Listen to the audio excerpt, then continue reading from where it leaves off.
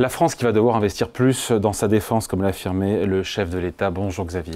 Bonjour David. Vous avez été un beau économiste et directeur principal de l'OFCE. Il faut aller plus vite et plus fort que les 3 milliards d'euros supplémentaires prévus chaque année par la loi de programmation militaire, nous a dit Éric Lombard, le ministre de l'économie. La question c'est où est-ce qu'on va trouver cet argent public, dans la mesure où on est déjà à 6% du déficit. L'objectif, c'est de faire passer, si j'ai bien compris, possiblement les dépenses militaires de 2,1% du PIB. Là, on est aujourd'hui à 3,5%. Alors, je ne sais pas à quel horizon, mais rapidement, ça fait plusieurs dizaines de milliards d'euros à trouver. Ça fait 40 à 50 milliards d'euros à trouver et à rajouter chaque année dans la dépense militaire. Donc oui, c'est un effort considérable, effectivement, qui se présente devant nous. Et effectivement, la question de savoir comment on fait est une bonne question. Bah, c'est ma question, justement. Alors, comment on fait? Bon, alors, vous savez qu'on a un déficit qui est élevé et qu'on s'est engagé et qu'on doit réduire ce déficit au cours des années qui viennent. Donc, en fait, il y a déjà un train d'économies qui sont prévus. En gros, 1 point de PIB en 2025, d'économie, un peu moins, et encore probablement... Alors sur ce point de PIB, il y a 90%, ce sont des hausses d'impôts. Certes, mais c'est quand même de l'argent qu'on trouve. Économie égale hausse d'impôts, bon, certains... ça fera sauter sur leur chaise 7 heures, mais enfin, en tout cas, on est là pour parler de comment on réduit le déficit, on peut augmenter les impôts, on peut faire des économies. En tout cas, là, on va trouver 1 point de PIB, en partie par des hausses d'impôts. Et puis les années suivantes, il y aura à nouveau un effort à produire, soit par des hausses d'impôts, soit par des économies. On s'est engagé à être à moins de 3% en 2027. Alors, ceci étant dit, donc ça c'est l'équation qu'il y avait avant de devoir augmenter les dépenses militaires, et donc dans le cadre de la loi de programmation militaire qui prévoyait déjà une augmentation de 3 milliards d'euros à peu près par an, jusqu'en 2030. On les trouve où les sous, pardon? Alors, on les trouve où? Le premier point, c'est que la Commission européenne nous a donné... Oui, ça c'était hier. Ça c'est la bonne nouvelle d'hier. On va pouvoir finalement nous a donné un certain nombre de suspendre les règles du pacte de stabilité pour pouvoir augmenter nos dépenses de défense sans que ça rentre dans le calcul des critères de Maastricht. Ok, donc en fait elle nous a donné 3 pistes, la Commission européenne. La première, c'est celle que vous évoquez, c'est la suspension des règles de Maastricht, des règles du pacte de stabilité de croissance. Alors, ce n'est pas tout à fait la suspension, c'est la possibilité d'utiliser la clause dite de sauvegarde nationale, qui est celle qui a été mise en place pour le Covid, et qui permet d'augmenter, normalement, temporairement son déficit, quand on doit faire face à une urgence nationale. Alors, en gros, ce que Ursula von der Leyen a dit, c'est que la question militaire était une urgence, et ce, jusqu'à une période non définie. Donc c'est un temporaire qui est fait pour durer plusieurs années. Ça va déjà, non pas donner des ressources, mais permettre une flexibilité. On dit qu'on est très endetté, on rajoute de la dette. C'est ça. En gros, c'est financé par de la dette. Alors qu'on dit qu'on est déjà endetté. Bon, pourquoi pas, mais... Tout à fait. Vous me demandez comment on fait. On rajoute de la dette à de la dette. Première chose. Parce que l'Europe nous le permet. Deuxième mécanisme qui va être autorisé par l'Europe, c'est un mécanisme de prêt garanti par l'Europe. Alors, ce n'est pas de la dette commune européenne. Non. En tout cas, on n'en est pas encore à ce stade. Mais c'est un système de prêt garanti par l'Europe. En fait, ça consiste à s'endetter, mais aux conditions de l'Europe. Mais après, c'est une dette qui est la dette de chaque pays. Et donc, c'est de la dette. Again. Et d'ailleurs, en termes de comptabilité, ça devra rentrer dans le déficit aussi de la même façon. Donc, en fait, ça, c'est juste un mécanisme de financement. Donc la solution au financement des nouvelles dépenses militaires, c'est l'Europe. Et troisième solution, il y a quand même une troisième solution, c'est la possibilité de rediriger des fonds structurels vers les questions de défense. Sympa pour ceux qui espéraient, les pays européens qui espéraient toucher et recevoir ces fonds structurels pour leur développement économique. Après, c'est de la réaffectation, c'est pas de l'argent neuf, c'est de la réaffectation. C'est de la réaffectation, mais là pour le coup, c'est la seule mesure dans toutes celles qu'on vient d'évoquer qui ne produit pas de la dette supplémentaire. Parce qu'en fait, ça, c'est de l'argent qui était déjà prévu pour un certain nombre de choses. Des fonds on va rediriger ailleurs. Qu'on va rediriger vers la défense.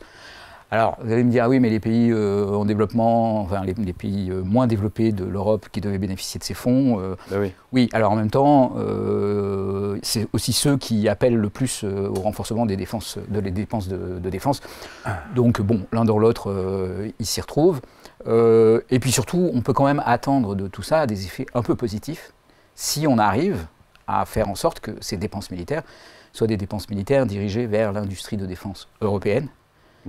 Ce qui n'est pas complètement le cas aujourd'hui, puisque un peu moins de 40% des dépenses militaires européennes. Exactement. Le reste est commandé. États-Unis. Même un peu plus, je crois. C'est un peu plus. Mais on est au-delà de 50%. Mais en tout cas, voilà, un des enjeux, c'est de rediriger une partie de cette dépense qui aboutit aux États-Unis vers l'Europe, et ce de façon assez significative pour avoir des effets de retour nationaux. Voilà. Bon, pour le moment, sur la table, en fait, à part faire de la dette et réutiliser des fonds existants, il n'y a pas beaucoup de solutions. C'est pour ça que la France, c'est ce que dit le ministre de l'économie, Éric Lombard, va devoir faire plus d'efforts budgétaires pour financer cette augmentation des dépenses militaires. En même temps, il ne dit pas question de toucher aux dépenses sociales pour financer la défense. Alors, on les fait où, les économies? Moi, je n'ai pas compris, là. Ah bah, c'est pas à moi qu'il faut demander, c'est à Éric Lombard. Et là, pour le coup, vous avez un peu la réponse. C'est-à-dire, il a dit oui, il faudra faire des efforts. Emmanuel Macron a aussi dit qu'il va falloir faire des efforts, mais en fait, on n'a pas dit où. On est plus rapide pour dire là où on ne les fera pas. Donc on peut essayer de construire en miroir l'endroit où on pourrait les faire. Mais le problème, c'est que oui, ces dépenses, ces économies de dépenses un peu imaginaires, elles ont déjà été utilisées plusieurs fois pour réduire le déficit, pour le réduire à nouveau, pour le réduire, pour l'empêcher d'augmenter. Bon, enfin, je ne sais pas, à ce moment, à ce stade, c'est assez peu précis, c'est assez difficile de savoir ce qu'il y a de nouveau et ce qui va conduire à des arbitrages qui n'ont pas été conduits jusqu'à maintenant. Il n'est pas exclu que les Français eux-mêmes participent ou puissent participer, c'est ce qu'a dit le chef de l'État, à l'effort de guerre en Europe. Ça, vous savez ce que ça veut dire? Non, mais justement, ça veut dire quoi, ça, concrètement, quand on lit entre les lignes? Ça veut dire des augmentations d'impôts. Ah, donc c'est des hausses d'impôts pour financer... Non, ça peut être un emprunt obligatoire, ça peut être... Un emprunt obligatoire... on a connu en 1917 ça n'a pas, oui, alors ça n'a pas beaucoup de sens, parce qu'on n'est plus du tout en 1917. Et un emprunt obligatoire, c'est intéressant quand vous pouvez emprunter à un taux beaucoup plus bas que celui auquel vous avez accès sur les marchés. Aujourd'hui, il vaut mieux emprunter de la dette publique à 3,2%. 3,2% sur les marchés, plutôt que de proposer un emprunt obligatoire dans lequel il y aura des frais de collecte, donc à moins de 3%, qui fait que personne ne va tout le monde va se sentir flousé de le contracter. Donc, vous voyez, un emprunt obligatoire, soit vous le faites à un taux normal, et ça n'a aucun intérêt. Pour l'État. Pour l'emprunteur, pour l'État. Ah, ouais. Soit vous le faites à un taux très très bas. Et ça n'a aucun intérêt pour le... non, mais là, c'est une taxe qui dit pas son nom. C'est une taxe sur le patrimoine. C'est-à-dire qu'en fait, vous devez mettre une partie de votre épargne sur cet emprunt obligatoire et recevoir un taux d'intérêt plus bas que le taux normal que vous auriez même sur votre livret A. Éric Lombard qui écarte l'idée de flécher une part plus importante des produits d'épargne comme le livret A, qui finance aujourd'hui le logement social, vers des sociétés de défense et vers des dépenses en lien avec la défense. Oui, parce que ça a peu de sens, ça aussi. Encore une fois, on est dans un monde financier complexe dans lequel en fait, la fluidité de la location de l'épargne est garantie par le système financier. Et donc, ce n'est pas un problème d'accéder à l'épargne. Aujourd'hui, l'industrie de défense, elle n'a pas un problème pour accéder à l'épargne. Elle a un problème éventuellement dans le taux d'intérêt qu'elle paye. Mais tant qu'on ne subventionne pas ce taux d'intérêt, ce qui est une dépense, en fait, on ne change pas grand-chose au problème. Dans les solutions proposées par la Commission européenne, il y a quand même dans la palette des instruments assez importants et assez intéressants qui ont été mis sur la table, qui sont aussi la possibilité de faire des subventions aux entreprises de la défense et aussi d'assouplir les règles de concurrence en cas de fusion entre entreprises de la défense. Donc, ce qui va aussi permettre, parce que c'est un volet très important en fait, du plan européen, de pouvoir opérer des restructurations et des développements de l'industrie de défense européenne, avec la possibilité d'avoir des fusions entre des entreprises de défense aujourd'hui dans plusieurs pays. On va en parler dans quelques instants avec Eric Trappier, le PDG de Dassault. Et donc qui ouvre quand même des possibilités, parce que, je veux dire, si on finance par de la dette, ce qui est un plan de relance sur le plan économique, c'est une forme de keynésianisme militaire, si vous voulez, ce qui est très important, c'est qu'on en maximise les retours pour l'économie européenne. Évidemment. Et donc ça veut dire qu'il faut porter une attention très particulière à tout ce qui est du côté de l'offre de systèmes et de produits de défense et de solutions de défense. Et donc cette offre, elle doit être activable, elle doit être en capacité, elle doit être efficace.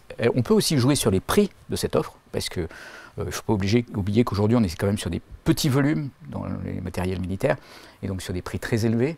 On peut espérer, en augmentant les volumes et en garantissant les volumes, pouvoir avoir des économies importantes sur les prix, ce qui est aussi assez important pour l'efficacité globale de ce plan. Mais voilà, il y a un enjeu sur la partie de l'offre pour que les retours soient au maximum en Europe, retours qui seront faits par l'impôt sur les sociétés payé par ces sociétés de défense, par les cotisations sur les salaires des employés, etc. Donc, qui est quand même un élément important pour venir un peu alléger la facture de tout ça.